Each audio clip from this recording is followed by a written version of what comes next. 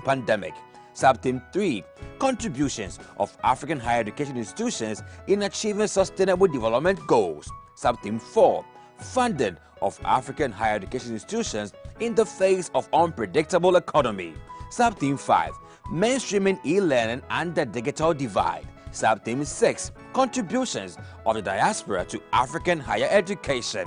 Expert participants include ministries of higher education, academics, researchers and research organizations, regional economic communities, regional educational bodies like IUCEA, CAMES, and Saruwa, the organized private sector and captains of industry, development partners and other education stakeholders. The AAU's 15th Quadrennial General Conference is here. To register, kindly go to the link below, and for further enquiries, please visit the website www.event.aau.org/GenCon or send an email to secgen@aau.org and copy info@aau.org. AAU, the voice of higher education in Africa. L'Association des universités africaines, AUA, l'organisation faîtière de l'enseignement supérieur en Afrique, invite toutes les parties prenantes à sa 15e conférence générale quadriennale qui se tiendra du 5 au 8 juillet 2021. Le thème de cette conférence est l'avenir de l'enseignement supérieur africain. La conférence se tiendra virtuellement et ce sera accueilli par le gouvernement du Ghana. Elle comprend les 6 sous-thèmes principaux suivants.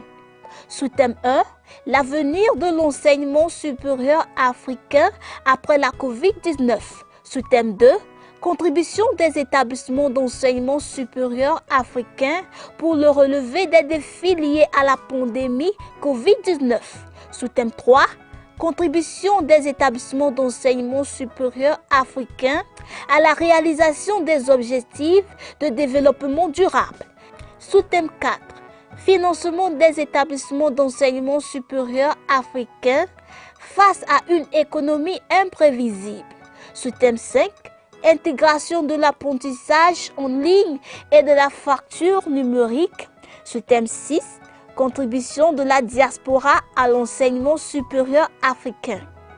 Les participants attendus comprenant entre autres les ministères de l'enseignement supérieur, des universitaires, les chercheurs et organismes de recherche en Afrique et au-delà, les organismes éducatifs régionaux comme la IUCEA, la CAMES, la Saruwa, le secteur privé organisé et les chefs d'industrie, les partenaires de développement, agences et organisations internationales et d'autres acteurs de l'éducation.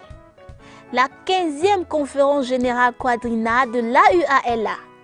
Pour vous inscrire et participer, veuillez visiter la tinyurl.com/AAUGC 2021 et pour plus d'informations sur la conférence, veuillez visiter le site web event.aau.org/GenCon ou envoyer un courriel à secgen@aau.org et copier info@aau.org.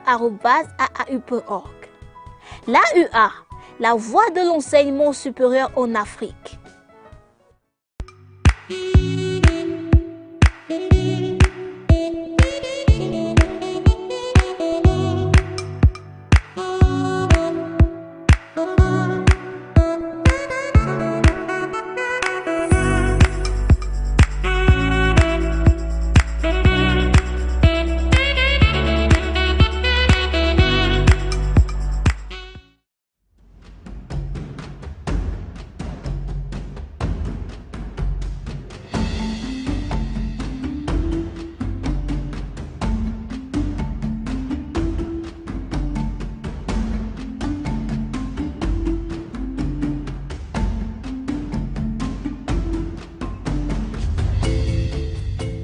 Hello and welcome to Diaspora Connect on AAU TV. AAU TV is the voice of higher education in Africa, and Diaspora Connect is a show that prioritizes the work of the diaspora in their home country.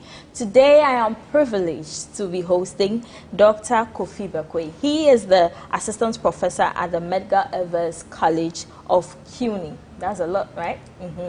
Today we are discussing retelling the history of Africa in the diaspora. There's been a lot of conversations about Africa. People are saying Africa is a dark continent, we don't have lights, we live in trees, and all sorts of things. But then the question is, who should start telling the story or the history of Africa? You have a duty, I have a duty. We have to let the story of Africa be there so that people know the real truth, not what has been put out there by other people and what they think about Africa. That is what the conversation will be about today. My name is Bridget Amadente. I'm going on a quick pause. I'll be back shortly. Do stay with me.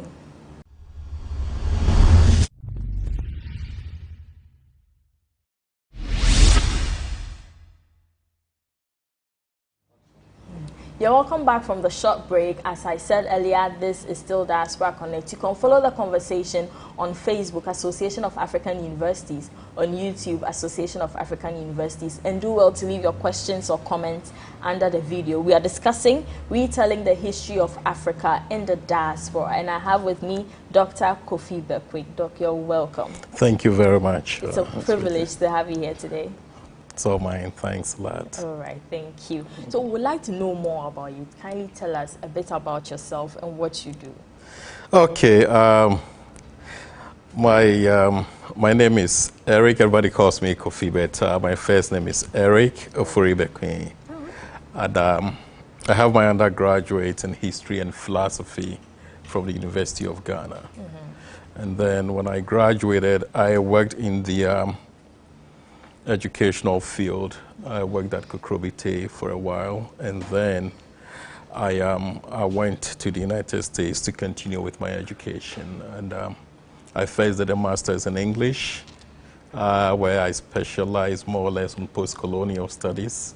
Okay. And then I did a master's in history. And I went to teach, I used to teach at the College of New Rochelle. I was there for 15 years until the school, finally closed. While I was there, I pursued a doctoral degree from St. John's University. But I am now full-time with Mercy College. It's upstate New York at a place known as Dobbs Ferry. Okay. And I also teach at Medgar Evers, which is part of CUNY, also in New York City. Okay. Yes. Wow, that's interesting. I mean, history. History Yes. is something else when you're studying it in senior high school. So 15 years doing history, that's a lot. That's Yes, a lot. I've spent all my life reading. Yeah. All right. So let's move on to the conversation. I'd like to know the role of contemporary Pan-Africanism in changing the narratives about Africa, because there's a lot of negative narratives. I mean, these narratives have been there even before I was born. That is You true. get it. What is the role of Pan-Africanism in changing these narratives? Okay, wonderful. Yes, these narratives, if you have read Heart of Darkness by Conrad, you would see how he depicts Africa. Father Temple wrote a book about the Bantu people, who at the time, most of them had not had any formal education. So when they had formal education, they read what he had written and said, oh, this is actually not true. So Hollywood has also portrayed Africa in a very negative limelight. And many people, how you see, the media is very powerful, and many people have taken to that concept, whatever has been sent to them. So this is the time when, thanks to technology, people are becoming aware that some of the information they had earlier were actually not true. Okay. So for some of us, we are using the classroom to, let our students know the real truth. Yes. Okay. So what perpetuates some of these narratives? What keeps it going? Because we all know it's negative, but then it doesn't seem to change. It's as if something is driving. What keeps it going like that? Okay, so people read about it and they pass it on to others. It's like oral history. And others would never check the facts. Whatever they receive, they think it's the truth until they meet somebody who tells them that, look, this is not the truth. I mean, I've been teaching history since when, and I have encountered so many. About 3 weeks ago, I was teaching sub-Saharan Africa. Okay. And I was telling my students about why people used to marry 2, men married 2 and 3. Oh, you should see the entire class. I see. Why is it so? Why is it no? One lady was like, no, this would never happen. And I said, wait a minute. We are looking at history and time perspective. So I had to take them through it gradually, and then they found out, oh, okay, so at that time it was normal for a man to have 4 or 5 wives, you know. And I told them to have more children means, you know, you're a very important person in society. They help you on your farm, you know, which was the means of livelihood. But they did understand, and this is how we have to. Sometimes when you say something they don't understand, and, you know, it keeps going on, but when you have the patience to explain, then they tend to understand everything going on. I won't even tell you what happened when we discussed the unique, how men used to take care of queens. And I had to refer them to the Bible. And then once I referred them to the Acts of the Apostles, they was like, oh, we didn't know that. We read it and did not understand. So, you know, so finally it began to settle in. Yes, you know, yes, but that is how we have to do it. Wow. Yes. Wow. So how should the history of Africa be told in the cultural perspective or the historical perspective? Yes, culturally, you know, culture is more or less a way of life. Now, I normally would wear my African clothes when I go into the classroom, or even when I'm teaching on Zoom. And people will say, oh, this is nice. And if you go to my Zoom, I have a Jinyame symbol. And then they would ask me, so what does it mean? And then I'll take the opportunity to tell them. And I think with this electronic age, we can also do more, you know, because almost everybody has a cell phone. You know, we can do more, portray Africa. In fact, I subscribe to AAU, and I always look at some of the things you do. Our music is also very powerful. I mean, let's talk about Jerusalem. I mean, it's such a great and powerful music. People have made various parts of it, they've changed it, but it's still very powerful. And anytime I go on YouTube, I see it. In fact, I saw AAU people also dancing to Jerusalem. I was like, wow. See, that is a message. Almost all my students know about it. Almost all my students know about Fela Nicola Pokuti, because I try to tell them this is authentic African music, Afrobeat. You know, some of the topics that I bring in may not relate directly to the subject, but I'll find a way. In fact, when you look at my syllabus, I always have an African proverb on it. So students will read it and then they'll ask me, what is the meaning of this? And then I'll take my time to explain to them.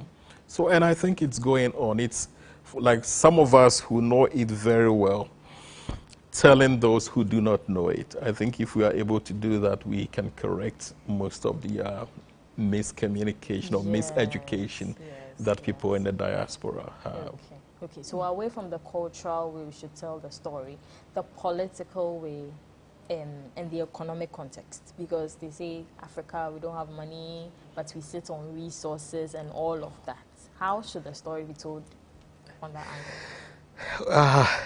Our late president, Osajufo Dr. Kwame Nkrumah, he would stand in front of an African map and he would say, wow, we are 3 times the size of the United States.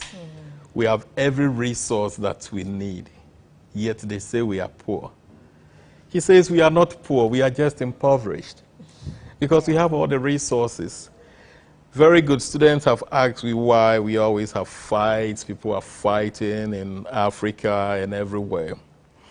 And being a historian and a Cold War historian, I always take them back to the Cold War.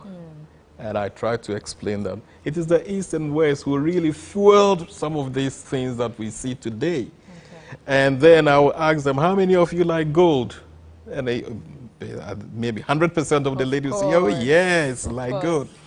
And I will say, how many of you have cell phones? How many have 2? You like your cell phones? They say yes. I said, where do you think gold and coltan come from? They said, we don't know. I said, well, Google quota and let's see what it is.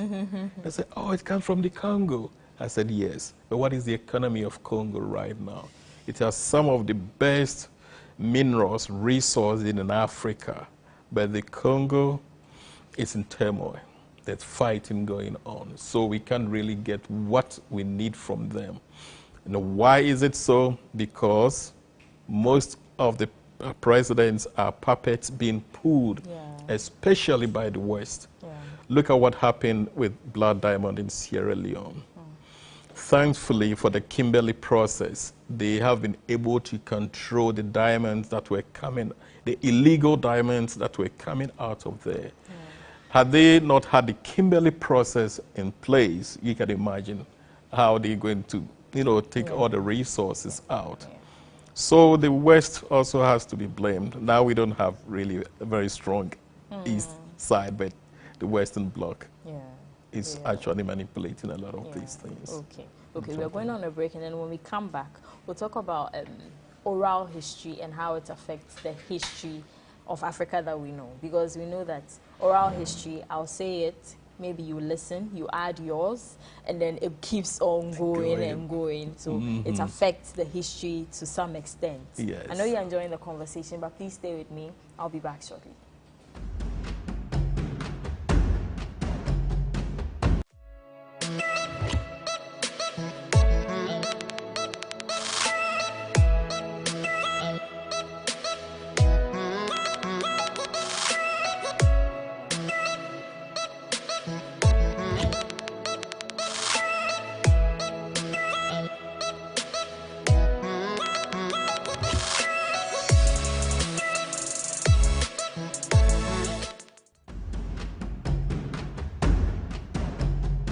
You're welcome back. Still discussing retelling the history of Africa in the diaspora with Dr. Eric Kofi Bebquig. All right, so we left off, and then I wanted to ask history. I know there's oral history. I did a bit of history. I've just forgotten. There's oral history, but then I know that if someone tells me something about my past or something that happened in the past, how I understand it and how I tell it to someone else affects the history or the story itself. So how do we make sure that, okay, so this is exactly what happened. No other thing influences the real story, so that we can have the right stories out there? Very good question. I don't know if you know the story of our children in a classroom. The teacher whispered something into one person's ear and said, tell the next person. And then it went wrong. By the time it came to the last person, the story had entirely changed. I can see. You know, so the same thing happens with oral history. Let's say my great-grandmother told my mother a story. My grandmother would tell my mother. It will keep going. Then as it keeps going, exaggeration sets in. Exactly. People would interpret the history in a way to suit their whims and caprices. Okay, so even if something has changed, they will add more to it. So for us as historians, one thing we do is we apply logic to whatever source we get our information. Let me ask you a question. Our first president, right? Do you know the day that he was born? No. Do you know you remember his name? Yes.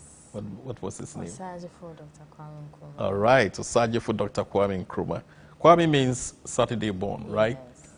But when you look at his educational certificates, even while he was in the US, Francis Kofi Nkrumah.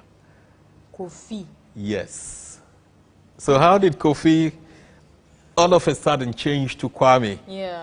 So this is something that historians have to inquire. He said he changed his name because he admired an uncle. Historians would ask, is that true?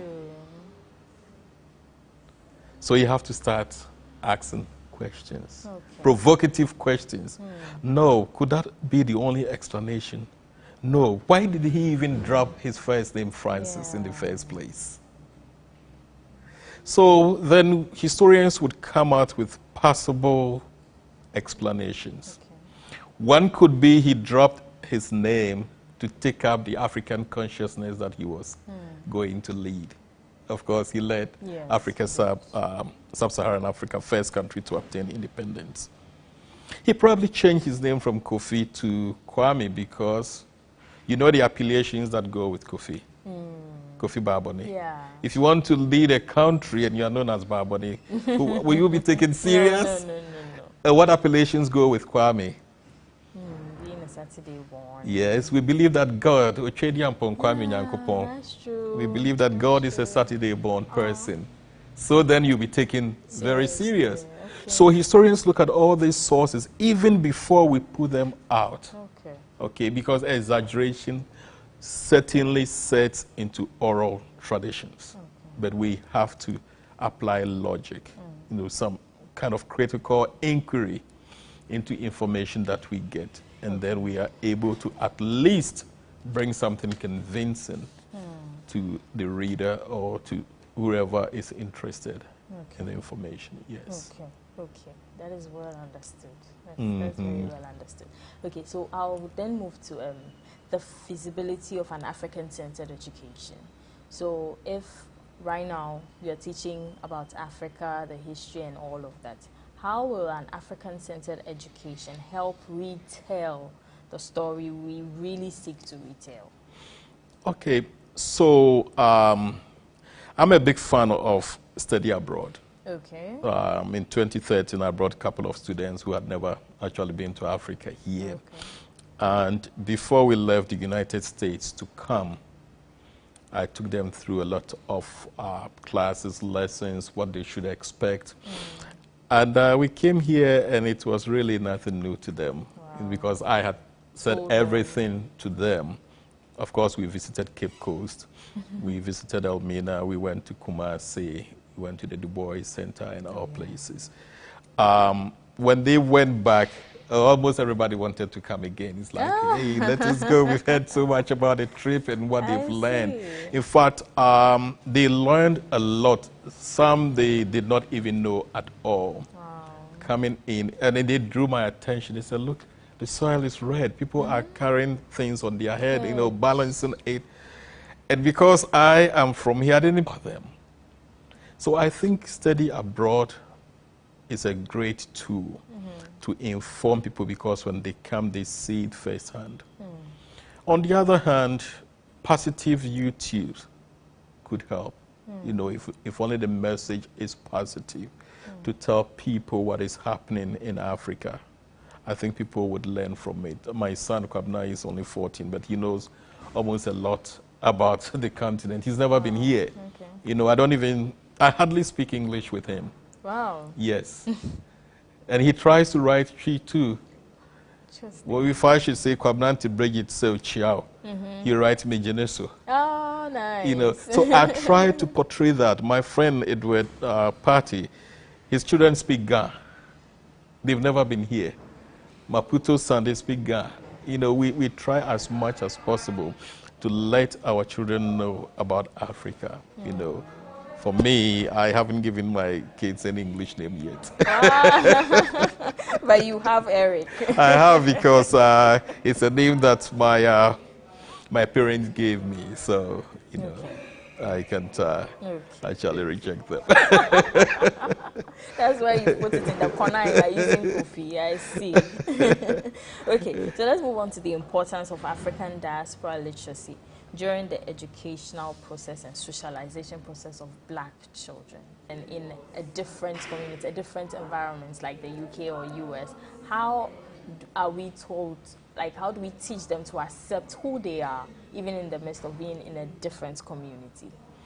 Okay, so once again, for some of us in the classroom, we serve as the ambassadors. Okay. I have met, because I live in the United States, African Americans who actually, for example, I know a professor at Arizona State. Her name is Dr. Ekuya Duku Anochi. She's not Ghanaian. She's born in the United States. She has a Ghanaian name. She doesn't wear anything Western. Yes. Professor Molefe Asante, he comes to Ghana all the time. He doesn't wear anything Western. These are just two examples, and I know many of them. For the Ghanaian professor, Dr. Akwesi Brentu Asante, Akwesi Brentu Asenso, is the same. I also try to do the same. Now, there are certain churches like Trinity United Church of Christ. They have special African programs, and they seek to educate the kids about Africa all the time. Okay, so the kids grow up knowing a lot. There are many programs in schools that also encourage the children to learn more. I would say now the awareness is created now than it used to be when I first moved to the United States. Now I see more. In fact, at Mercy College, one time we had an African Day, and we had people from Senegal and other places come in and talk to students, and then exposed to Africa. But until then, you know, oh, Africa, that I don't even want to talk about the words that they used to describe, the negative things they used to describe the continent. But now people are becoming aware more and more of what is happening and the positive aspects of things going on in Africa. Yes. So we're trying our best, and I think we're getting there. All right. So how can we correct the narratives? Just as you are an ambassador, I mean, you are there, you're teaching them, but then how can we correct it on a broader scale so that with time, like all of these negative things can just fade away? It's too much. It's too much. Okay. I think I'm doing my part. Yes, you do your part. I think AAU is doing its part very well. I met students from the Caribbean. Okay. And we were talking, and they started asking me questions about Nigerian movies. And I was like, what? And they said, yeah, we watch Nigerian movies all the time. And then they told me about what is his name? Ejako. Watch Chinese movies. We didn't know what they were talking about, but we will plan our own narrative to explain. They were doing the same thing. It amazed me. But I'm happy that some of these movies are also in English, so they are able to understand it even more and know more about the culture and everything that goes on in Africa right now. But we have to do a lot more. We have to do a lot more. If we start from the early kids, that will be fine. I know people would ask me, what is the meaning of your son's name? And then I would take the opportunity to say, Kwabna means born on a Tuesday for a male. And for a female, it's Abna, and then I'll tell them my name is Kofi and everything. And sometimes people tell me, I was born on this day, can you tell me my Ghanaian name? Oh, okay. And then I'll take the opportunity to tell them. And then if I know your name in class, that is how I'll be addressing you throughout the entire semester. You know, and people are happy about it. Yes. Okay, that's interesting. So we are wrapping up here. I'd like to know what your final words will be to higher education institutions, to stakeholders, to, you know, all the African institutions there are, and what their role is in this trying to retell the story of Africa. I think higher education, especially outside of Africa, should link up with higher education on the continent. You know, in 2016, I was on sabbatical at Legon here, and I did some work for AAU too. And the students told me that my teaching style was entirely different. And I guess we still have these conservative ideas of teaching, which it's a far cry from what I was introduced to in the United States. For instance, when I went to the United States, my professor came in, he was wearing jeans, he sat on the desk, and I said, what is that?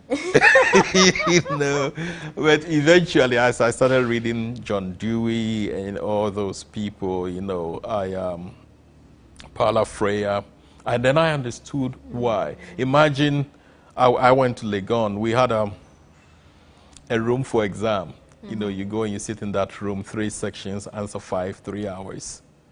I went there and they said, take-home exam. I said, what is take-home exam? You mean I should take this home and write? Why would I fail? You know, so I think if there is that cooperation between, you know, those in the diaspora and some of higher education here, I think it will bridge a lot of the gaps. You know, we learn from each other. And, you know, the right washes the left, the left washes the right, and then together, as the Legon motto say, integri procedamus, together we forge ahead for a better Africa and Africa relations. All right, thank you so much. Thank you very much, Ms. Bridget. It was great having you on the show today. I'm Sure honored. now we can retell the story and retell it well. Yes. And I've learned a lot about oral tradition. I'll try not to forget my history again. Good. Thank you so much for joining the conversation. We discussed retelling the history of Africa in the diaspora, and Dr. Kofi Bekwing has done justice to it. I know you enjoyed the conversation. Keep watching AAU TV. My name is Bridget Amadente.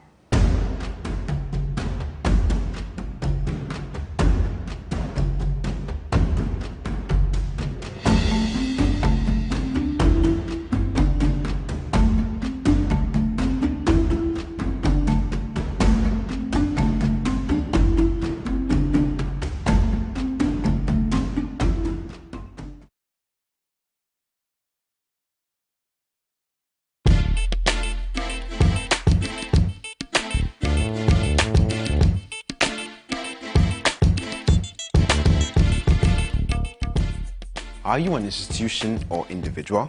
Do you intend to organize a memorable event to be archived for future reference? Then look no further than AAU Studios, because it's your best bet with our spacious studio and state-of-the-art media equipment such as 4K Panasonic video cameras, KinoFlow lights, assorted microphones, live streaming equipment, among others.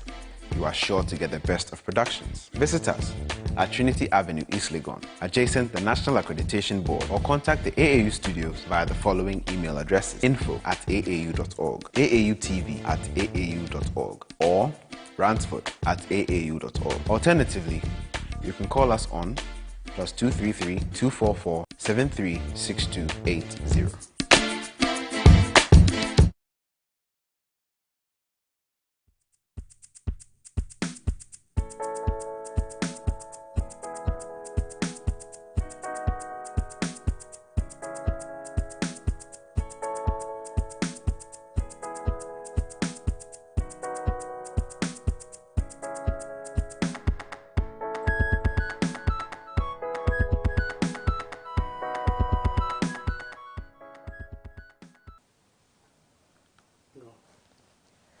Good day, Africa. This is Event Update on AAU TV, the voice of higher education in Africa. Event Update is all about information on upcoming higher education events and scholarship opportunities in Africa. And it is brought to you by the Association of African Universities. My name is Isabella Teta Hinapwa. Moi, c'est Imelda Amuji.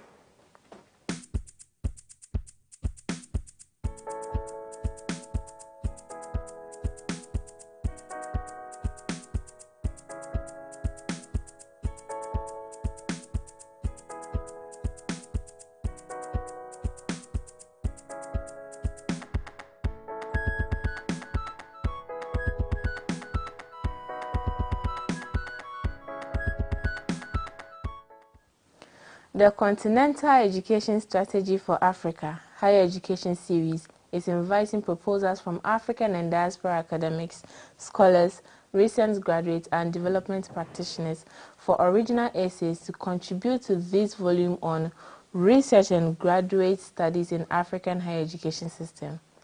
The topic should be one of these: Introduction, Research and Graduate Studies in Post-Pandemic Africa. Building research collaboration, cooperation and networking in Africa. Future of research funding in Africa.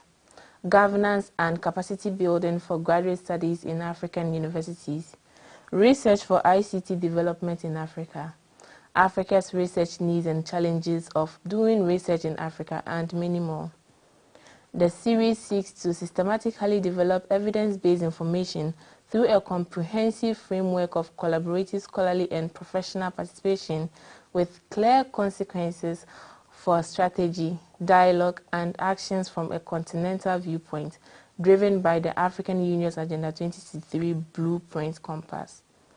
Proposals should include 200 words abstract focused on a chosen topic, a 2-page outline of the chapter, and description of what you will cover, a recent CV that clearly indicates your country of origin and residence, and a list of your main publications. Interested authors are to submit their proposal before 20th April 2021, and for more information, email cesarresearchbook@gmail.com. La Continental Education Strategy for Africa Higher Education Series invite les propositions des universitaires africains et diasporiens, des universitaires, des diplômés récents et des participants du développement pour des saisies originaux afin de contribuer à ce volume sur la recherche et les études supérieures dans le système d'enseignement supérieur en Afrique.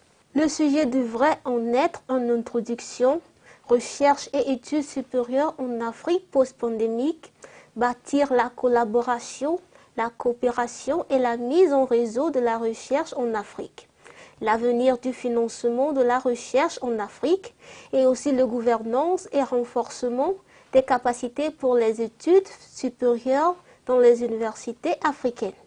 Recherche pour le développement des TIC en Afrique et aussi besoin de recherche en Afrique et défis de faire de la recherche en Afrique et bien d'autres. La série vise à développer systématiquement des informations factuelles à travers un cadre complet de participation universitaire et professionnelle, collaborative avec des conséquences claires pour la stratégie, le dialogue et les actions d'un point de vue continental, pilotée par la boussole imprimée de l'agenda 2063 de l'Union africaine.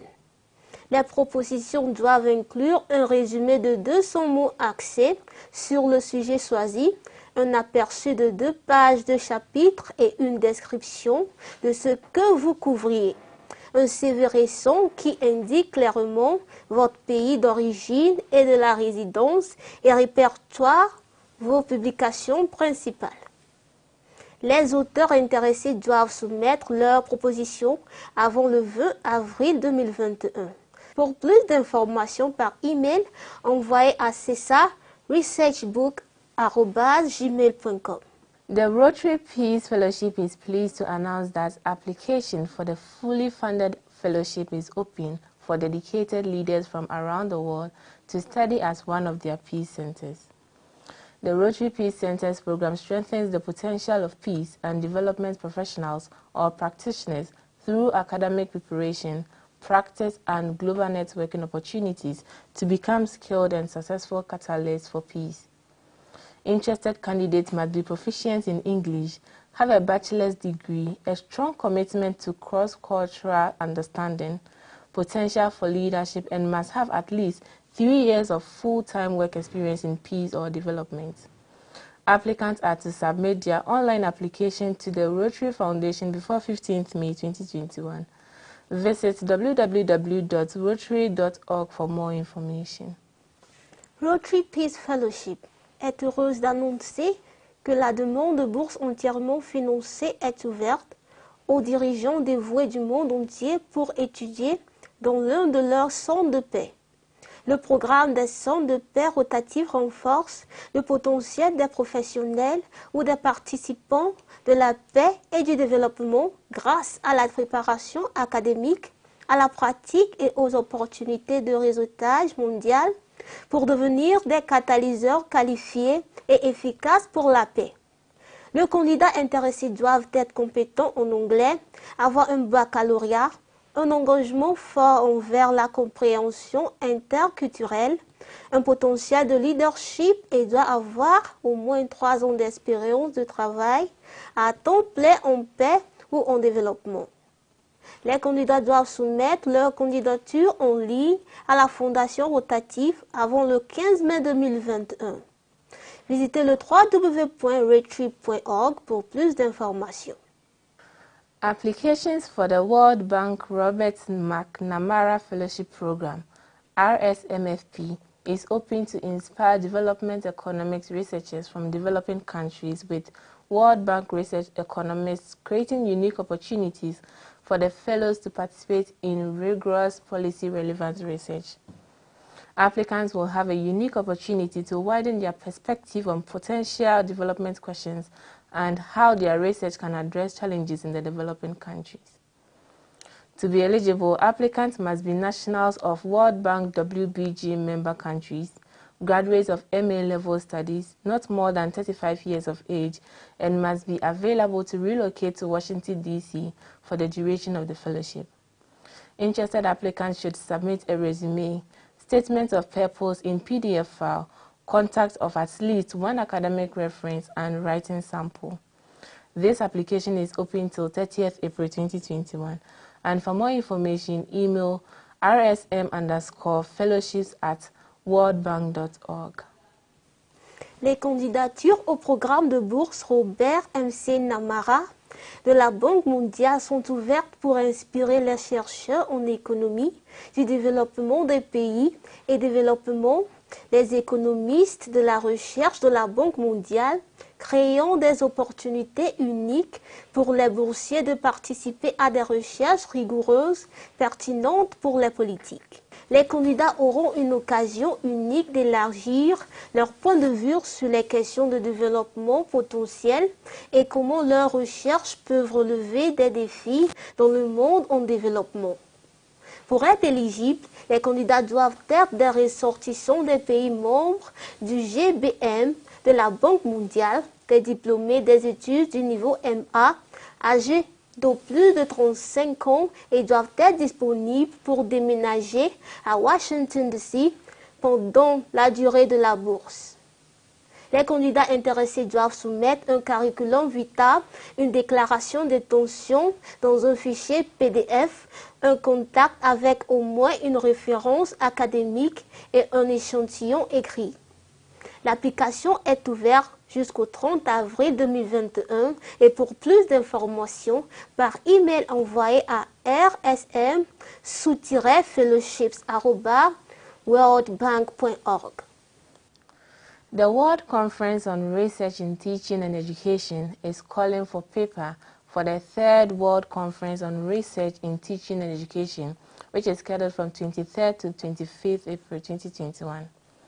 This conference seeks to provide an international platform for the academicians, researchers, managers, industrial participants, and students to share their research findings with global experts.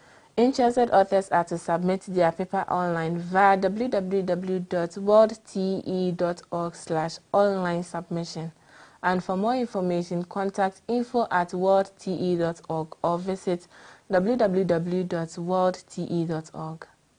La conférence mondiale sur la recherche dans l'enseignement et l'éducation appelle à un document pour la 3e conférence mondiale sur la recherche dans l'enseignement et l'éducation qui est prévue du 23 au 25 avril 2021. Cette conférence vise à fournir une plateforme internationale aux académiciens, chercheurs, gestionnaires, participants industriels et étudiants pour partager leurs recherches avec des experts mondiaux.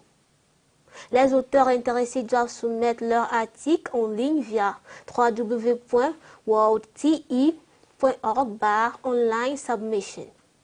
Pour plus d'informations, contactez info@worldte.org ou visitez le www.worldte.org. Applications for the Mandela Rhodes Foundation MRF Postgraduate Scholarships 2022 is open for young Africans to study in South Africa. The foundation offers young leaders from across the African continent a chance to become part of Nelson Mandela's legacy of transformative impact. It also provides a once-in-a-lifetime platform for professional advancement through a coveted postgraduate scholarship and leadership development initiative for those who wish to use their talents to help Africa. Interested scholars should be between the ages of 20 and 29, citizen of any African country, and have a first degree with above average academic results. Applicants should apply online and upload needed documents, essays, and recommendation letters before 20th April 2021. Visit www.mandelaroads.org/scholarship for more information. Candidature à la bourse d'études supérieures 2021 de la Fondation Mandela Rhodes pour les jeunes Africains à étudier en Afrique du Sud. La Fondation offre aux jeunes leaders de tout le continent africain une chance de faire partir de l'héritage d'impact transformateur de Nelson Mandela. Il fournit également une plateforme unique pour l'avancement professionnel grâce à une initiative convoitée de bourses d'études supérieures et de la développement du leadership pour ceux qui souhaitent utiliser leurs talents pour aider l'Afrique. Les universitaires intéressés devraient être âgés de 20 à 29 ans, citoyens de tous les pays africains et avoir un premier diplôme avec le résultat académique supérieur à la moyenne. Les candidats doivent postuler en ligne et télécharger les documents, essais et lettres de recommandation nécessaires avant le 20 avril 2021. Visitez le www.mandelaroads.org/scholarships pour plus d'informations. That is all for today's update. Events Update is brought to you by the Association of African Universities. Please follow us on our social media platforms at Association of African Universities on Facebook and YouTube, AAUTV_African Universities on Twitter, and AAU Official on Instagram. You can also visit our dedicated website at tv.aau.org for more of Events Update. My name is Isabella Tisahinakwa. Je suis Imelda Amoudi.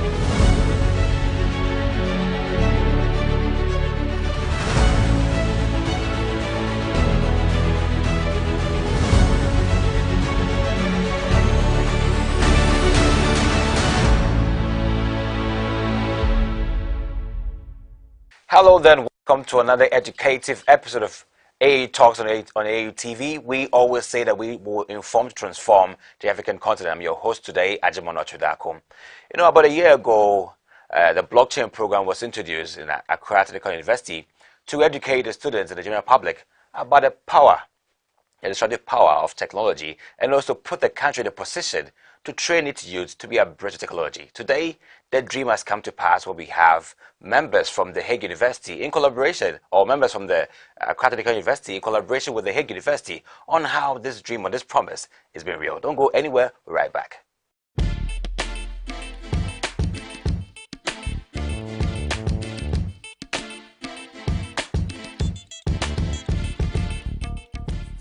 Are you an institution or individual? Do you intend to organize a memorable event to be archived for future reference? Then look no further than AAU Studios because it's your best bet with our spacious studio and state-of-the-art media equipment such as 4K Panasonic video cameras, KinoFlow lights, assorted microphones, live streaming equipment, among others. You are sure to get the best of productions. Visit us at Trinity Avenue, East Legon, adjacent the National Accreditation Board, or contact the AAU Studios via the following email addresses: info@aau.org, AAUTV@aau.org, or ransford@aau.org. Alternatively, you can call us on +233 244 736280. Welcome back. If you just joined us, it is AAU Talks on AAU TV. I'm your host, Ajibana Chudaku, for today. And I have with me members from the Hague University and also the Accra Technical University. A wonderful collaboration. And I want to start from right close to me is Professor Dr. Theo Bosma Yes. from the Hague University. I also have Mr. Rene Dungio from the Hague University and Mr. Frank Oponifrimpon from the Accra Technical University and Dr. Philippe van Pembroek also from the Hague University and Dr. Ernest Wefo from the Accra Technical University.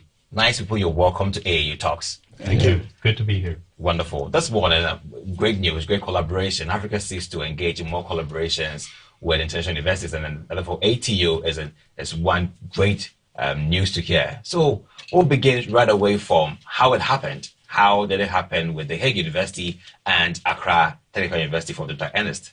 Thank you very much. I think we all bear witness to the fact that the velocity of change and the intensity call for collaboration. Sure. If universities and university and academic institutions are to remain relevant to the continent. Sure. For that reason, we looked for a strategic partner that will really help and impact on our delivery. And for that reason, we have Hague University, which we started collaboration about 4 or 5 years, and moving from one step to another. And today we are here, and they are to help and guide us to be able to match the velocity of change in the education industry. Great. Let me do a quick switch to Prof. Dr. Bosma. Thank you. What is the purpose of your visit to Africa per se, and also to the Accra Technical University? Right. Well, actually, when you introduced the program, you said something about making an impact, and I think we started with Accra at a first level partnership, and I'm very happy to say that yesterday we agreed on the strategic partnership. Sure. And strategic partnerships are very important for us, and actually we look for people who have the same heart. And basically what we have together is make an impact on students here in Ghana and make sure that whenever they graduate, Sure. they have the best tools, they have the knowledge in order to become very young, successful professionals. But this is what we call like a match made in heaven. That's amazing. So let me go to Mr. Rene about the concept idea that will make our viewers understand why we're having this show on the issue of blockchain. What is the power of blockchain here? No, the power of blockchain is to share information. We started with this company called Coils, which actually we believe education should be free and accessible to anyone. So going back to blockchain, blockchain is a technology that assures transfer of value. And value could be money, could be identification, certification. I'm going to give you an example. Here in Ghana, there's a problem with land registration. People are fighting all the time. Suppose we were to use that technology and then to assure that the piece of land that is sold is certified, and then no one can claim, no one else can claim it. So this blockchain actually assures that transparency and that trust. Okay. Yeah. So what is the benefit for the students who engage themselves in this training? Very good. So one of our mission is, as I said, education should be free and accessible to anyone. I came from a poor family where you could study is expensive, and also in Ghana, only rich parents can afford to pay the tuition fee. But what about if we create a platform where you don't have to pay anything? There are many other platforms that provide, the MOOC, what we call MOOC, massive online learning platforms, right? We're different because our platform is totally free of charge. You can study any course you want. We started with blockchain. We're going to move on to many other courses, could be finance, accounting. It is totally free. So that's the power of blockchain. Now, someone will say, you don't need blockchain for that. But when it comes to certification, that's where blockchain comes, to assure the transparency and the trust of the certification. Great. Let's move to Mr. Frank. You know, the sound of blockchain sounds so fascinating to the African continent, but the question is, are there any practical things going on with our industries in Africa, particularly in Ghana? Yeah, thanks very much.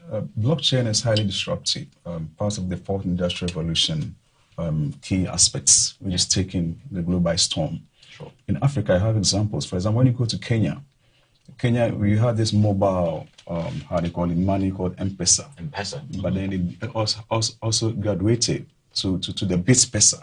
Sure. Okay, which facilitates transactions. Huge volumes of transactions don't need to go through documentation. Is that okay? Sure. At the global level, I mean, key giants in ICT, IBM, Microsoft, Accenture, all of these are into blockchain. There's a big hype around it, but we need to see the bigger picture and what it's doing. And Africa needs to tap into it. You come into Ghana, we have corporate entities like Stanbic Bank, Vodafone. You're all trying to experiment with blockchain technology. It's at the nascent stage. But with time, I mean, the big picture is that it's going to deliver a lot. Okay. So talk about areas where we can apply it: finance, land title registration, agriculture, education, security, very important. Dubai, by 2020, wants to go fully blockchain. Government transactions are going on the blockchain so that it will be open. And Dubai is saving about $3 billion yearly from the application of blockchain. Why can't we take advantage of that? And so we need to take off from that. We want to be the strategic player in academia. And with the partnership from Hague, I think there's a lot that we can do. Right, Lord, I can see that. So, Dr. Van, let's talk about the kind of collaboration we're looking at having here with the ATU. What kind of collaboration is going on here? Well, actually, my students in Holland have access to arguably the best higher education system in the world.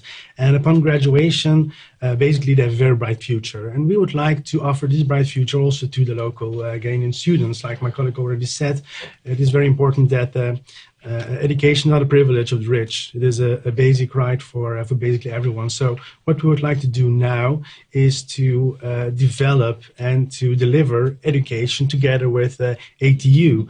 My university is a pioneer in the field of blockchain.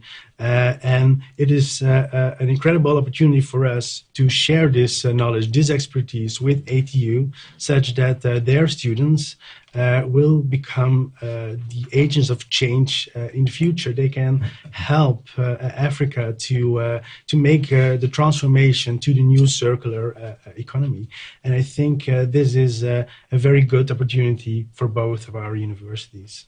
Great. So what do you expect out of this collaboration with ATU? Well, for me, it is very important that we can share our knowledge, we can share our expertise, and not only that we come here and we will do the education. Now we also want to become a strategic partner, such that the lecturers, the professors, the researchers here at ATU, they will gain the same level of expertise as my researchers in Holland, so that they can independently also contribute to the development of blockchain. Great. Mr. John, to add to it, sure. Currently they are having the blockchain run in Hague. And Accra Technical University is also going to start running programming blockchain. Sure. What we want to also do is we are trying to let the students from Hague and Accra Technical University, we are going to bring them together and they'll be working on similar projects. So we expect a lot to come from it. Right. That synergy, the students learning the culture from there, learning the techniques from there, and I think it will go a long way to help Africa. Right. If you look at the blockchain countries that really are using the technology, you see Africa is totally black. This blockchain is just coming like the way internet came. And when internet was coming, Africa was lost out. It is now that we are trying to even catch up with the internet. And it's really very difficult. Blockchain is the new one that is coming. Sure. So if we do not accept a move with it, by the time we realize Africa is out. Most of the times we mention blockchain, I try to talk to students with blockchain, they always bring about the negative aspect. Say blockchain, the Bitcoin, somebody is going to do all sorts of things. I remember the very first year, last 2 years, somebody came and he instantly wanted to register students. And that was wrong. For everything that is good, you have people coming to be smart. So most people in Africa look at blockchain, link, and Bitcoin in a negative aspect, but there are a lot of positive aspects. Okay. And that is what we... Sure. If you just joined us, AA Talks on the TV, and we're discussing blockchain technology and how it can impact the youth of Africa. Don't go anywhere, we'll be right back about this talk. Egypt is well known for ancient culture and rich heritage. But its rapidly growing population presents a challenge: how to provide enough jobs for those entering the workforce. One way Egypt is addressing this situation is by encouraging more entrepreneurship. President Abdel Fattah el-Sisi has challenged young people to become part of this solution. In response, many of Egypt's educational institutions have launched entrepreneurial training programs. Alexandria University is a great example of this. Welcome back on AU Talks, and we were talking about blockchain technology before we went for the pause, and let's come back to Mr. Rene. You look so good in your t-shirt saying Koyos. What is it about? Yeah, as I said already, Koyos is a platform where we intend to open up the education.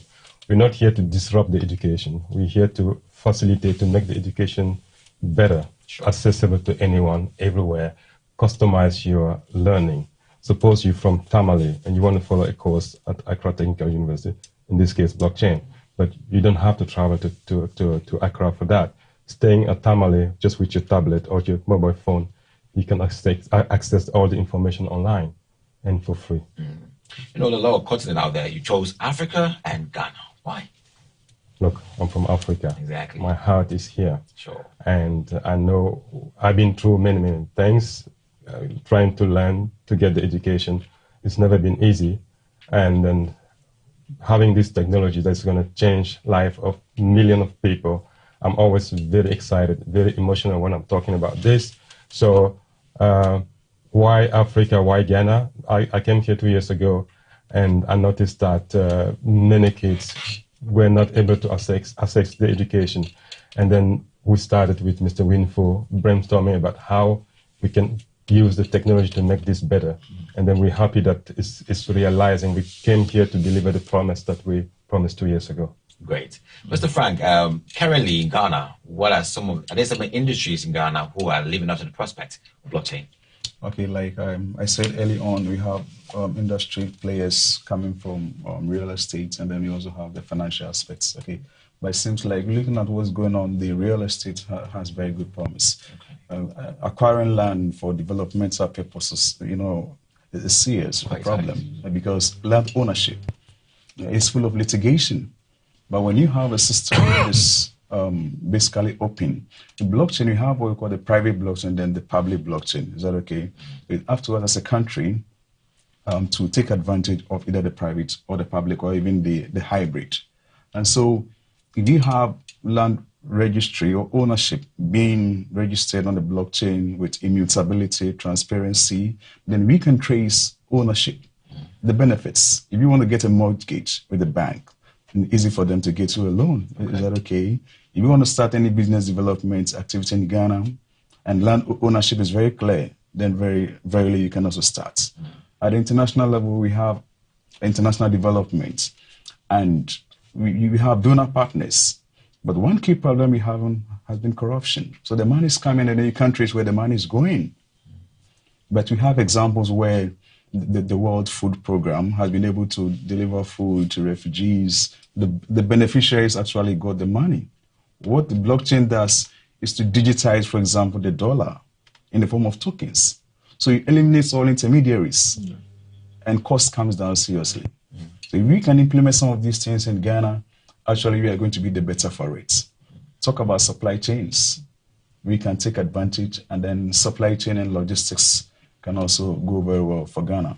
Okay. But for land, we have some companies starting. We have, for example, Bitland Ghana is in this system. We have had IBM also come in. But Bitland is starting in Kumasi, and people are registering their land. So it's on a pilot basis, but overall we hope that it's going to be replicated in most other regions in Ghana. Great, splendid. Right. So at this moment, I'll pick your final words, and let's see if there's a further prospect that we should know, or the world should know. Thank you. On the 27th of this month, that's February, we are having a big program in Accra Technical University on blockchain. Okay. And the main aim is to invite business players or partners and also make students available. This business people from the industry are really coming to tell us the practical problems that they face in the industry. For example, we are expecting Ministry of Agri to come. Great. And they'll be telling us about planting for food, the government's agenda, and all those things. And as they tell us the story, the students or the audience will be mostly students, will be listening to the challenges. And then at the end of it all, we expect the students, we'll group them into groups of 4 or 5, and then they'll be using the knowledge of blockchain to address these challenges.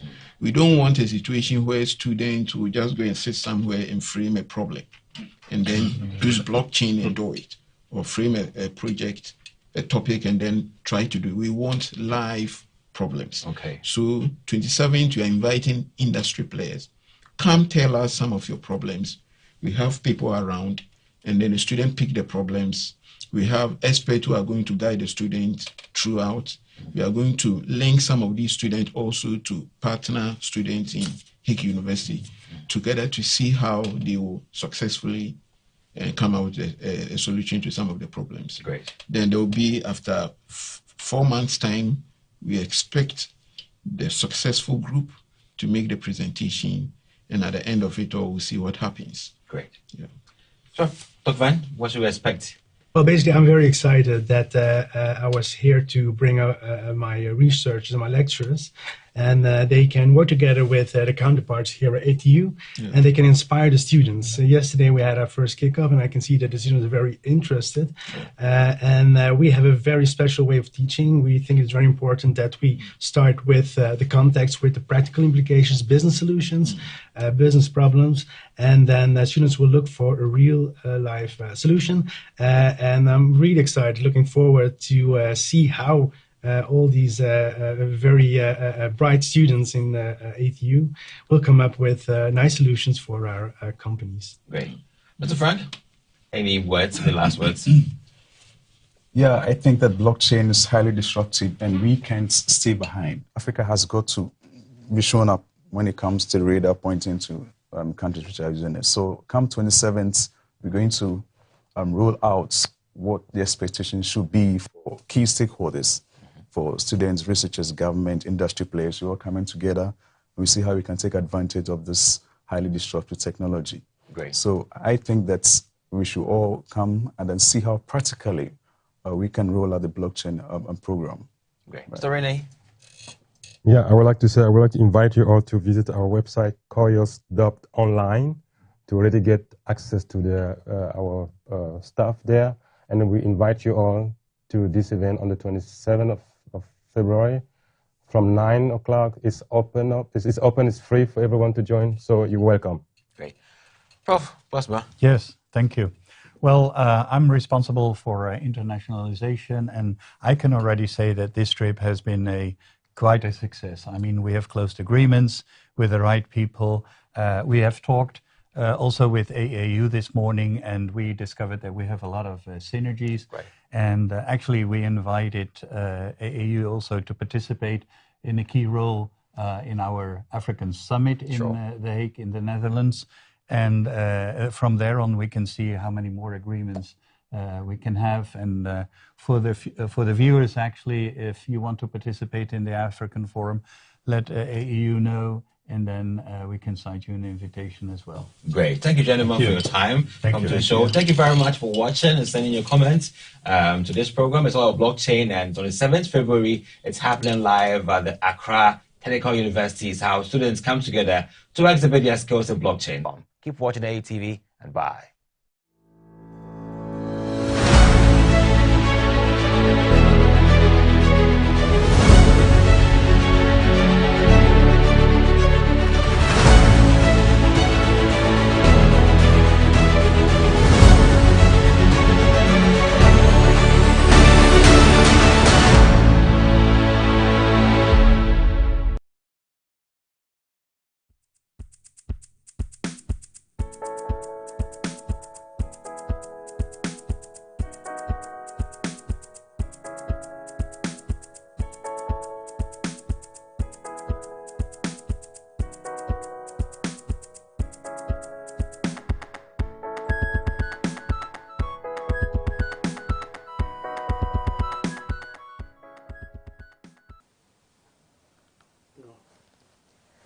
Good day, Africa. This is Event Update on AAU TV, the voice of higher education in Africa.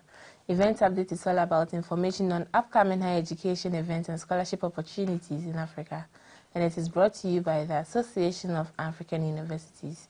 My name is Isabella Teta Hinakwa. Moi, c'est Imelda Amuji.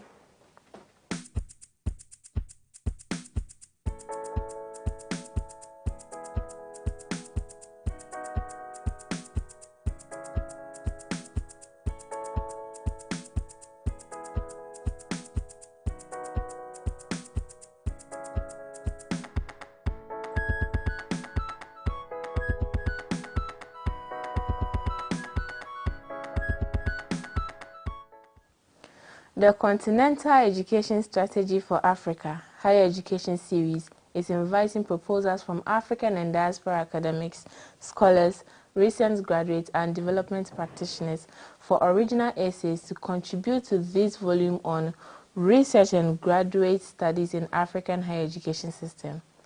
The topic should be one of these: Introduction, Research and Graduate Studies in Post-Pandemic Africa.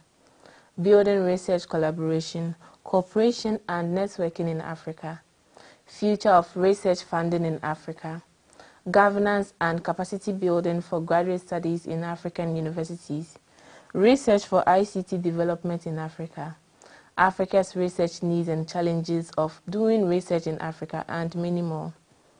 The series seeks to systematically develop evidence-based information through a comprehensive framework of collaborative scholarly and professional participation with clear consequences for strategy, dialogue, and actions from a continental viewpoint, driven by the African Union's Agenda 2063 Blueprint Compass.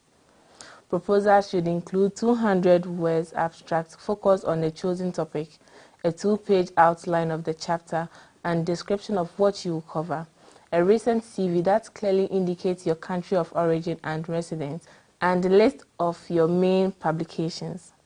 Interested authors are to submit their proposal before 20th April 2021, and for more information, email cesaresearchbook@gmail.com. La Continental Education Strategy for Africa Higher Education Series invite les propositions des universitaires africains et diasporiens, des universitaires, des diplômés récents et des participants du développement pour des saisies originaux afin de contribuer à ce volume sur la recherche et les études supérieures dans le système d'enseignement supérieur en Afrique. Le sujet devrait en être en introduction, recherche et études supérieures en Afrique post-pandémique, bâtir la collaboration, la coopération et la mise en réseau de la recherche en Afrique, l'avenir du financement de la recherche en Afrique et aussi la gouvernance et renforcement des capacités pour les études supérieures dans les universités africaines. Recherche pour le développement des TIC en Afrique et aussi besoin de recherche en Afrique et défis de faire de la recherche en Afrique et bien d'autres. La série vise à développer systématiquement des informations factuelles à travers un cadre complet de participation universitaire et professionnelle, collaborative avec des conséquences claires pour la stratégie, le dialogue et les actions d'un point de vue continental, piloté par la boussole imprimée de l'agenda 2063 de l'Union africaine. Les propositions doivent inclure un résumé de 200 mots axés sur le sujet choisi, un aperçu de 2 pages de chapitre et une description de ce que vous couvriez. Un CV récent qui indique clairement votre pays d'origine et de la résidence et répertoire vos publications principales. Les auteurs intéressés doivent soumettre leurs propositions avant le 20 avril 2021. Pour plus d'informations par email, envoyez à cesaresearchbook@gmail.com. The Rotary Peace Fellowship is pleased to announce that application for the fully funded fellowship is open for dedicated leaders from around the world to study as one of their peace centers. The Rotary Peace Centers program strengthens the potential of peace and development professionals or practitioners through academic preparation, practice, and global networking opportunities to become skilled and successful catalysts for peace. Interested candidates must be proficient in English, have a bachelor's degree, a strong commitment to cross-cultural understanding, potential for leadership, and must have at least 3 years of full-time work experience in peace or development. Applicants are to submit their online application to the Rotary Foundation before 15th May 2021. Visit www.rotary.org for more information. Rotary Peace Fellowship est heureuse d'annoncer que la demande de bourse entièrement financée est ouverte aux dirigeants dévoués du monde entier pour étudier dans l'un de leurs centres de paix. Le programme des centres de paix rotatifs renforce le potentiel des professionnels ou des participants de la paix et du développement grâce à la préparation académique, à la pratique et aux opportunités de réseautage mondial pour devenir des catalyseurs qualifiés et efficaces pour la paix. Les candidats intéressés doivent être compétents en anglais, avoir un baccalauréat, un engagement fort envers la compréhension interculturelle, un potentiel de leadership et doit avoir au moins 3 ans d'expérience de travail à temps plein en paix ou en développement. Les candidats doivent soumettre leur candidature en ligne à la Fondation rotative avant le 15 mai 2021. Visitez le www.rotary.org pour plus d'informations. Applications for the World Bank Robert McNamara Fellowship Program, RSMFP, is open to inspire development economics researchers from developing countries with World Bank research economists, creating unique opportunities for the fellows to participate in rigorous policy-relevant research. Applicants will have a unique opportunity to widen their perspective on potential development questions and how their research can address challenges in the developing countries. To be eligible, applicants must be nationals of World Bank WBG member countries, graduates of MA-level studies, not more than 35 years of age, and must be available to relocate to Washington, D.C. for the duration of the fellowship. Interested applicants should submit a resume, statement of purpose in PDF file, contact of at least 1 academic reference, and writing sample. This application is open till 30th April 2021. And for more information, email rsm_fellowships@worldbank.org.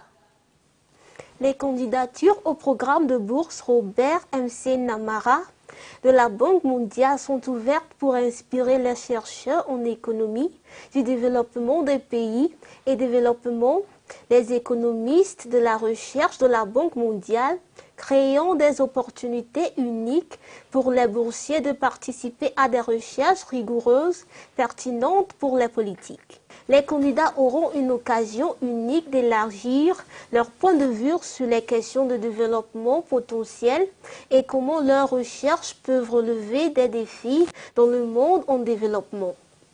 Pour être éligibles, les candidats doivent être des ressortissants des pays membres du GBM, de la Banque mondiale, des diplômés des études du niveau MA, âgés de plus de 35 ans et doivent être disponibles pour déménager à Washington, D.C. pendant la durée de la bourse. Les candidats intéressés doivent soumettre un curriculum vitae, une déclaration d'intention dans un fichier PDF, un contact avec au moins une référence académique et un échantillon écrit. L'application est ouverte jusqu'au 30 avril 2021 et pour plus d'informations, par email envoyé à rsm-fellowships@worldbank.org. The World Conference on Research in Teaching and Education is calling for paper for the 3rd World Conference on Research in Teaching and Education, which is scheduled from 23rd to 25th April 2021. This conference seeks to provide an international platform for the academicians, researchers, managers, industrial participants, and students to share their research findings with global experts. Interested authors are to submit their paper online via www.worldte.org/online submission. And for more information, contact info@worldte.org or visit www.worldte.org. La conférence mondiale sur la recherche dans l'enseignement et l'éducation appelle à un document pour la 3e conférence mondiale sur la recherche dans l'enseignement et l'éducation. A chance to become part of Nelson Mandela's legacy of transformative impact. It also provides a once-in-a-lifetime platform for professional advancement through a coveted postgraduate scholarship and leadership development initiative for those who wish to use their talents to help Africa. Interested scholars should be between the ages of 20 and 29, citizen of any African country, and have a first degree with above average academic results. Applicants should apply online and upload needed documents, essays, and recommendation letters before 20th April 2021. Visit www.mandelaroads.org/scholarship for more information. Candidature à la bourse d'études supérieures 2021 de la Fondation Mandela Rhodes pour les jeunes Africains à étudier en Afrique du Sud. La Fondation offre aux jeunes leaders de tout le continent africain une chance de faire partie de l'héritage d'impact transformateur de Nelson Mandela. Il fournit également une plateforme unique pour l'avancement professionnel grâce à une initiative convoitée de bourses d'études supérieures et de la développement du leadership pour ceux qui souhaitent utiliser leurs talents pour aider l'Afrique. Les universitaires intéressés devraient être âgés de 20 à 29 ans, citoyens de tous les pays africains et avoir un premier diplôme avec le résultat académique supérieur à la moyenne. Les candidats doivent postuler en ligne et télécharger les documents, essais et lettres de recommandation nécessaires avant le 20 avril 2021. Visitez le www.mandelaroads.org/scholarships pour plus d'informations. That is all for today's update. Event Update is brought to you by the Association of African Universities. Please follow us on our social media platforms at Association of African Universities on Facebook and YouTube, AAUTV_African Universities on Twitter, and AAU Official on Instagram. You can also visit our dedicated website at tv.aau.org for more of events updates. My name is Isabella Tisahinakwa. Je suis Imelda Amoudi.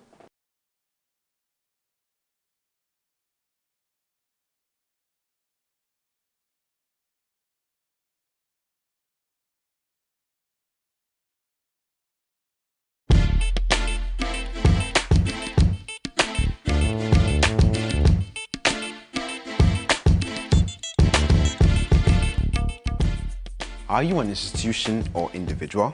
Do you intend to organize a memorable event to be archived for future reference? Then look no further than AAU Studios, because it's your best bet with our spacious studio and state-of-the-art media equipment such as 4K Panasonic video cameras, KinoFlow lights, assorted microphones, live streaming equipment, among others. You are sure to get the best of productions. Visit us at Trinity Avenue, East Legon, adjacent the National Accreditation Board, or contact the AAU Studios via the following email addresses: info@aau.org, AAUTV@aau.org, or ransford@aau.org. Alternatively, you can call us on +233 244 736280.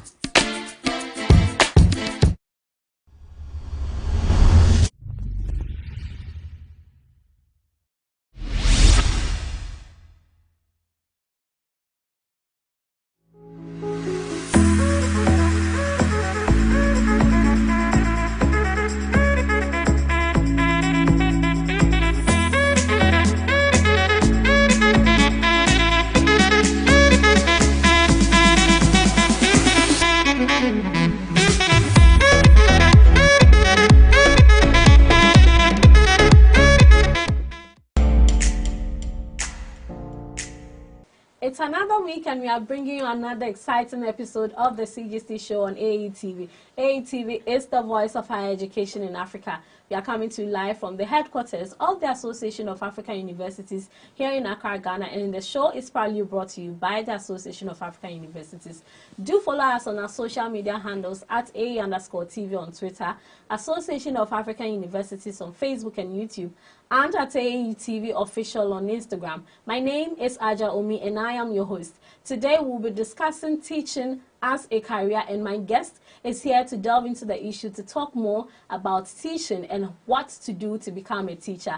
I'll introduce him after the break. Stay tuned.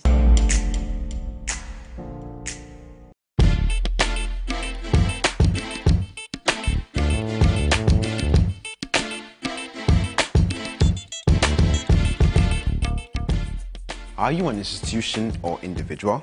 Do you intend to organize a memorable event to be archived for future reference? Then look no further than AAU Studios, because it's your best bet with our spacious studio and state-of-the-art media equipment such as 4K Panasonic video cameras, KinoFlow lights, assorted microphones, live streaming equipment, among others.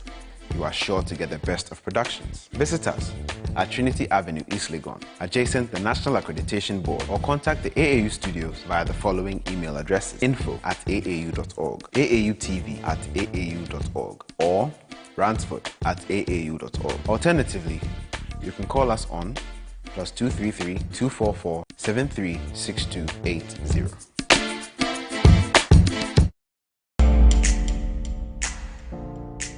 Welcome back. If you just tuned in, we are watching the CUC show on AAU TV. And like I said earlier, we will be discussing teaching as a career. And my guest is in the person of Mr. Daniel Chifoko, who is a very well experienced and trained teacher, and is here to tell us how to become a teacher and address some of the challenges and also the benefits of being a teacher. Welcome on the show, Mr. Daniel Chifoko. AKA Wanzani, actually. Yeah. I forgot to add that. Tell us, what really is the reason or the brain behind Wanzani? How did it come about? Yeah, well, Wanzani is a nickname, as we used to say. Yeah, okay, yeah. So I actually went to teach in a school, a private school. I think that is Blessed Generation, somewhere along Kaswa Highway. Okay, so then I was told there had been a teacher, a Muslim, I'm told, who used to beat the children in a particular style. I didn't meet this man anyway. Okay. But then when I went there, the way I also handled the children in whipping, they said I was whipping like Wanzam. The man was actually called Wanzam. Wanzam Baba. Okay, so so that's how come the name Wanzani. So I later left that place and came to teach at Redeemer Academy, another school in the area. And then a student who was at the former school came down to meet me in the new school. And in the pronouncing of the name, she said Wanzani instead of Wanzam. Okay, so you know little children. Then the younger ones also called me. And when they did that, I also responded, yeah. So it became funny. And they used to call me that. I do respond also. That has become really a popular name. Yeah, a lot more than your real name. Because a lot of, when you go to a lot of schools, like, I mean, the schools that you've taught there, they always mention Wanzani. Yeah. If you mention Mr. Daniel Chifoko, no. Most of them. A lot of them, a lot of people, even now my very close relatives called me Wanzani. It was a surprise when my dad called me Wanzani last time, just yesterday on phone. I said, wow, has Wanzani got to that extent? Of course. Yeah, so that is Wanzani. It was actually Wanzam. That became, Wanzani, yeah. Wow. Well, it clearly shows how impactful you have been to a lot of students and, of course, people around you. Perhaps, I would like to know what exactly about teaching drew you to the profession. Well, for teaching, at the start, I didn't actually choose teaching as a career. Okay. Just like Yeah, all I realized was that I became a teacher. Okay, so if I want to think of what actually drew me into the teaching profession, I don't know what to talk about. But I became a teacher. And perhaps I think that has become the issue because when I was very young, I loved to lead people. Okay. Okay, and when my teachers were teaching, I loved the way they used to handle the class. So any little opportunity I got to be with my people at the absence of teachers, I quickly went to the front and did as if I was teaching. Okay, I also loved to help them to do their works and that kind of thing. So maybe in so doing, I realized that the teaching skill is in me. Yes, but I didn't grow up to choose teaching as a career, no. And I only realized I was in the field. So at what point did you decide that, okay, I've been doing this for quite a while now, let me get some training, maybe school, and then become a teacher? At what point in your life did you decide to do that? So that was not too long ago, around 2010, 2012, thereabout. Okay, when I was actually teaching the private school. Okay, so I was there and I tried to choose other patterns of career to myself. I remember I once went into journalism school. Okay, I wanted to become a journalist, just like you are. Okay, so I went there, I finished, I completed the program, I was given my certificate. I thought I was going to be a journalist and be interviewing people and all that. But I realized that after I completed, I went back to the classroom unconsciously. I didn't know, but all I realized was that I was already in the class again. Then at a point, I wanted to become a banker, okay, also. So I went to a business school. I remember around Sakama Junction, there was a school, ABE. It was the course I went to do, Advanced in Business Executives. So it was to be part 1, part 2, part 3. And after I completed the part 1, I didn't get the pull to go into it again. Then I came back to the classroom again. So that came to make me realize that, well, anytime I go out, I come back. Then why don't I find myself something doing really in the field as a professional teacher? That was when I went to enroll myself. So it was then perhaps when I saw that I was supposed to be a teacher by profession. So I went to the college 2012. And in 2014, I graduated as a professional teacher. That was when I really now became a teacher. How has the experience been for you so far? Yeah, it's been good. It's been good. It's been positive. I mean, if it isn't good, I don't think I'll get the pull to go back anytime I tried doing something different. Yeah, it's been positive. You see some of the people that you've trained and you get so excited. Oh, yes. Of course. See, that is one of the things about teaching that you would love to do. Okay, so you see students that have passed through your hands. I mean, students you have trained and they have become big people. Okay, I remember speaking with one of my former students. I handled him, I counseled him. He was like a friend or a brother to me. And not long ago, he called me, and I visited him in his office around Tema Community 8. Okay, so speaking with this boy, he became so big. Okay, he is into estate management. Yeah, so as I speak, he has got himself an estate company. He has newly registered. Okay, so he's doing so well. And that inspires me. If I see my students doing so well, I don't want to say you, but if I see people like you doing so well, then I become really happy. And you know, when talking with the boy in the office, now he's no more a boy, he's a man, or a young man now. One Samson Ochre, if I should mention his name. Yeah, so talking to him, he told a friend I went with that all he has become, he knows I personally contributed into about 40% of what he has become. And that is a really big thing to hear. My nerves grew up immediately, my head swollen up, hearing that what somebody has become, I alone contributed 40% of that. And I believe, I told him I was coming here, so I believe you'll be watching the program, or anytime you play this program. Okay, so those are the things that you see and you get very happy.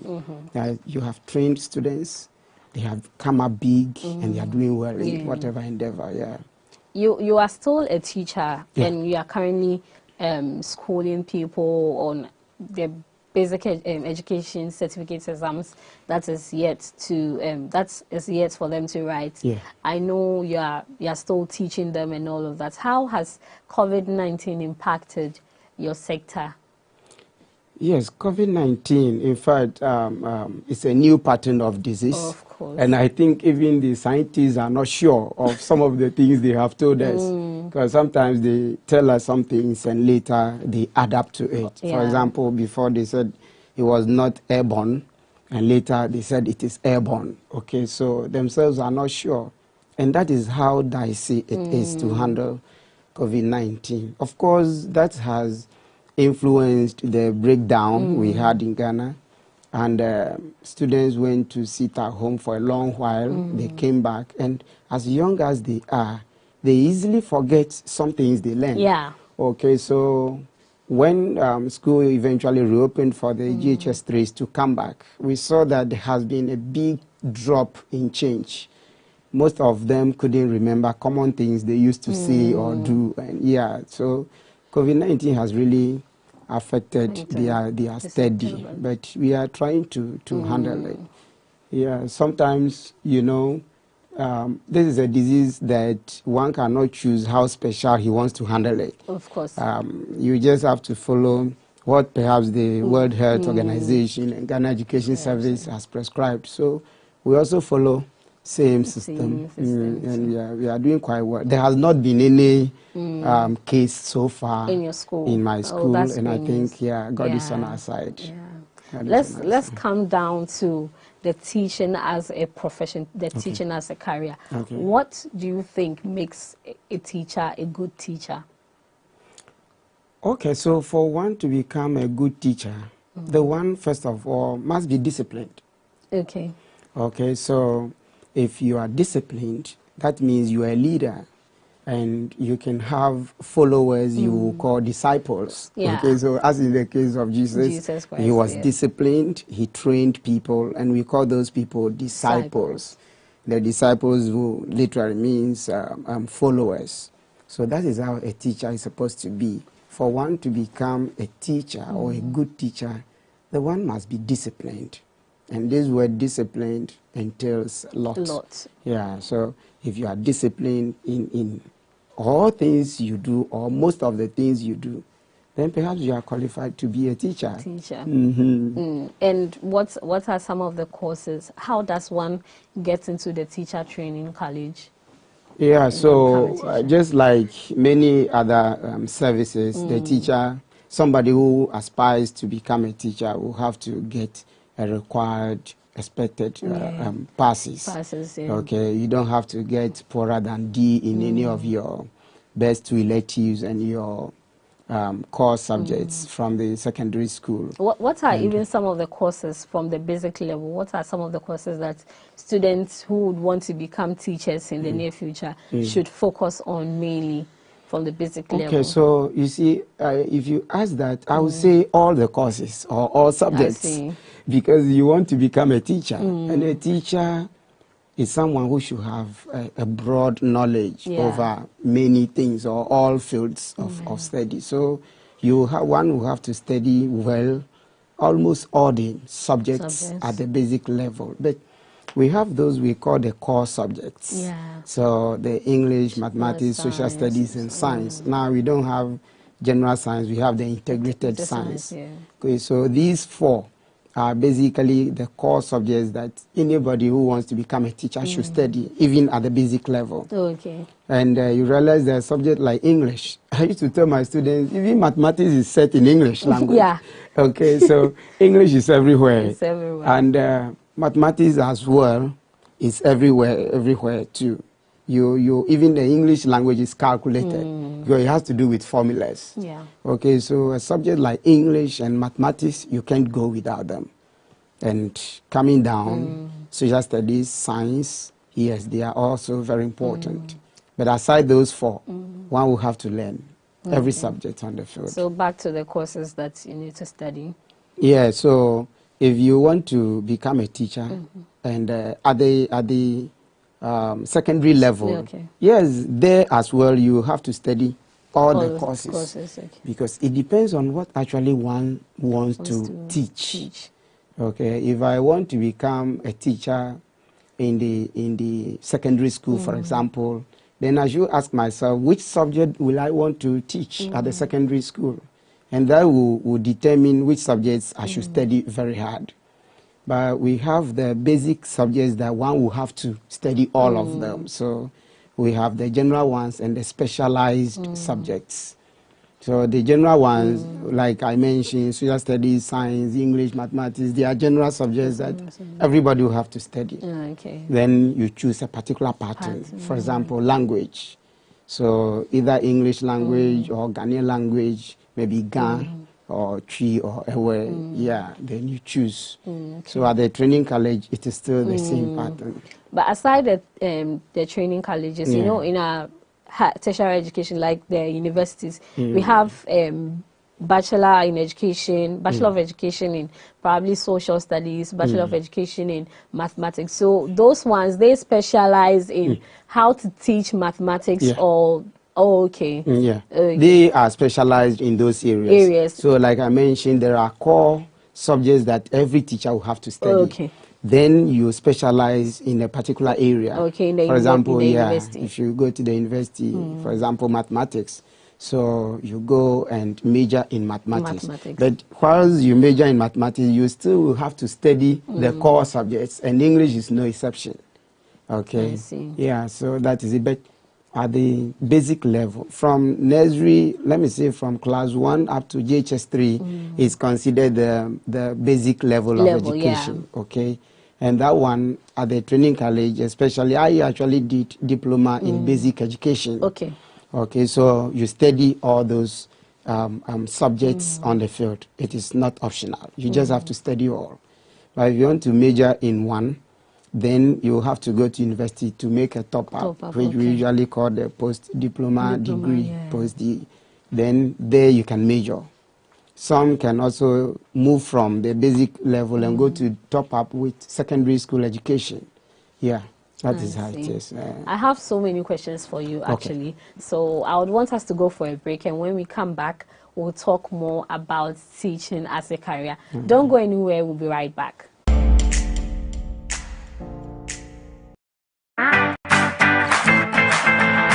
Are you a fresh graduate from senior high school or a mature applicant?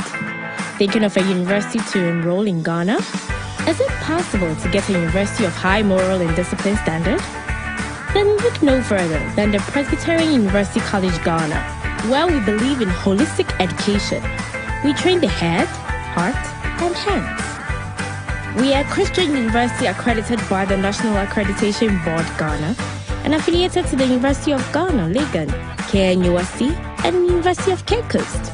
We offer instant employable programs such as physician assistantship, nursing, mathematics, rural and community development, environmental and natural resource management, business administration, social studies, business studies, information and communication technology, business economics, agribusiness, with experienced, innovative and disciplined lecturers to take care of students' needs in a conducive environment.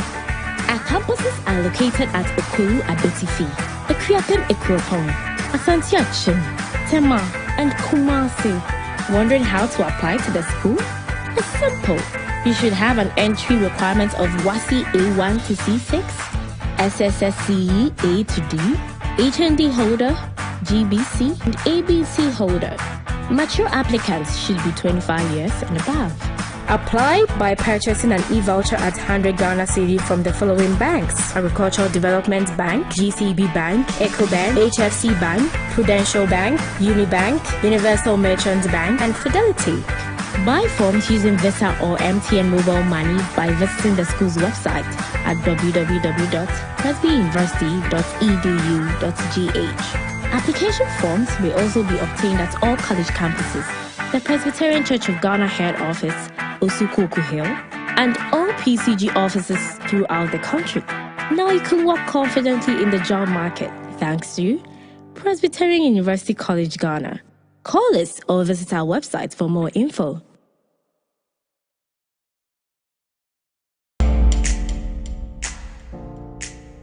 Welcome back. If you just tuned in, you are watching the CGC show on AAU TV, and we have been discussing teaching as a career. My guest, Mr. Daniel Chipoko, has talked about some of the courses and subjects that you need to take seriously if you want to become a teacher, and he's also talked about some of the qualities of a good teacher. I would want you to tell me what are some of the challenges you believe every teacher faces all across Africa? Okay, so for challenges, there are many, but if we want to talk about general challenges that every teacher faces, perhaps it will have to do with how students respond to the teaching, and how parents take teaching to be. Okay, the contribution of parents into teaching and how students perceive the teaching to be. That is a real challenge for almost every teacher. Can you elaborate? So what I want to talk about here is that you, for example, give assignment to a student whom you would want to go to study, work it and bring to you for marking, so that you can assess and tell if the student is okay, so you could move on or not. And he goes home and the next day he comes to tell you he couldn't do it. Okay, he couldn't do it. So how do you move on then? And the thing has to do with time. Okay, you are given a particular scope to cover within a limited time. Let's say in a term or in a year and that kind of thing. So the child is not responding to the assessment you have given well. That will make it really difficult for you to tell if he's coping with the way you are teaching or not. And that is the side of students. They always see teachers as sometimes wicked people who give difficult assignments. Okay, if you give challenging assignment to them, they see it to be the teacher is being difficult, he's being wicked to us. So you give shorthand questions to them to answer, and they think, you are doing best. But those will not take them anywhere. Okay, so that is really a challenge. Then on the part of the parents, in fact, it has been the biggest challenge of all, because parents are supposed to contribute, to adapt to what the teachers teach. I go to class, I teach, I give assignments, then I let my students go home. Then the next day, I expect them to come back with responses. The parent is at home. On the other side, I am expecting that if the child goes home, the parents should say, okay, what did you learn? How did it go with you today at school? What is your assignment, if any? Okay, so sit down, do your assignment after going through some home basic chores. Okay, sit down and do your reading. And the parent doesn't do that. He leaves the child to his own chances. And the child goes to play, and even forget to do his own work. Some of them will come to school and tell you, I forgot my book.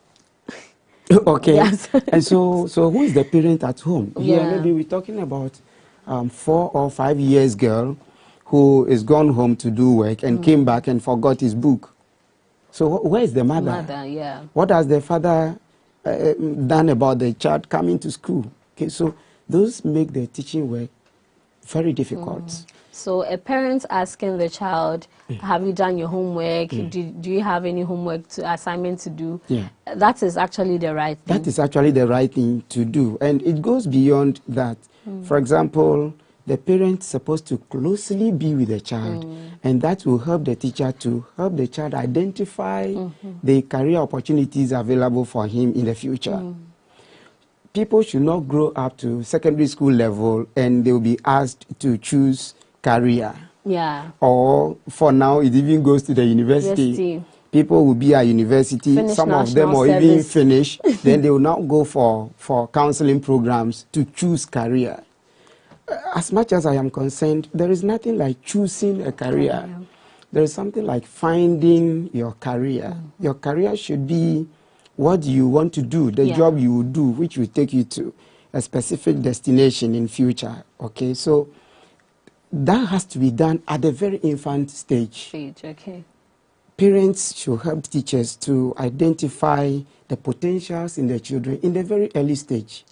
So as they grow, they already know where they are going. I want to think that nobody will get to a bus station and get on board a particular vehicle when he doesn't know where he is going or where the bus is even going. Exactly. All right. So before the child takes off, that is at the very infant stage, parents should collaborate with teachers to mark the child closely and identify where the child is going. That's his destiny. So doing that, it will help the child to note already that, okay, I am growing up to become a journalist, or I am growing up to become a teacher. Or somebody will say, I want to become a president. But you can't go to school and say, I want to study to become a president. Of course. You have to choose a particular pattern, study in that line, then it will expose you to the chance of becoming a president. Okay, so that is what we expect parents to do. But most often you realize that even when it is time for GHS 3 students to teach you, so go to him to help you choose or to choose for you. I am only the teacher, and the child spends most of the time at home and spends quite a short time with me. So the parents should help me identify the child more, and that will help the two of us to do work together to achieve a common success or goal. That is what we expect parents to do, and many more. But they leave all those things to the child and the teacher. So the child goes to school and finds a way out to run away from the teacher. The teacher is not able to know him very well as he should. So if he is to counsel the child as to what he should become in the future, you watch the face and say, okay, maybe you've been doing well in mathematics, so you can become maybe a banker. Okay, you're a good reader in class, so you should become a journalist. It doesn't work that way. Okay, so parents should play their part, help teachers to identify the uniqueness of every child, so that teachers can, on the other side, counsel the children very well to become fruitful in future. Rightly said, rightly said. What are some of the challenges you personally, you choosing teaching as a career has restricted you from doing? What are some of the things that you cannot do anymore because you are a teacher? Probably you had some hobbies, but because you're a teacher, you don't really get time to enjoy, to have your own time for yourself and all that. What are some of the challenges? You know, one time I wanted to play football. I'm a football fan. Okay. I don't really play, but I enjoy watching football. So to exercise, there was a particular time I wanted to play football. And I changed myself into the football dress. And one of the students came around and said, hey, sir, I see your leg today. Okay, so then you feel quite uneasy. Because it means that this child has never seen your leg. You're always on trousers. And today, because you want to play football, you have changed into a short pants, and he has seen your leg. So coming back to the question, there are lots more things that personally I can't do. I would love to do, but I can't do. Maybe having fun at the beach. I get to the beach side and my students are also at the beach. So how do I get myself half dressed and go to swim? I will feel that, no, my students are here. They will laugh at me. They will laugh at you. Okay, so teaching as a profession, we even choose how you walk, how you talk, the things you do. Everything, your career is supposed to actually line you the way you should go. You don't get on yourself again and do anything the way you want. So there are many things. Now, for example, haircut. I also see people with some styles of haircut, and I would love to do. But if I do that, imagine a teacher, I go to get my haircut and draw patterns in it, and I write number 3 in it like Asamaja would do. How will my students take me? Okay, so I am not on my own again because I'm a teacher. Yeah, people look up to you. But even though those are some restrictions, it is still good because it makes you responsible. Okay, so if you deeply think about it, it is not really a sort of you being deprived from your rights or your ways of entertaining yourself. It also keeps you in line and focused. Yeah, so going back to what we were talking about, the parents helping and all of that. Has there been an instance where you decided that, okay, probably this is the way I see you, this student. I think you should be more serious, because I can see that you can be a doctor.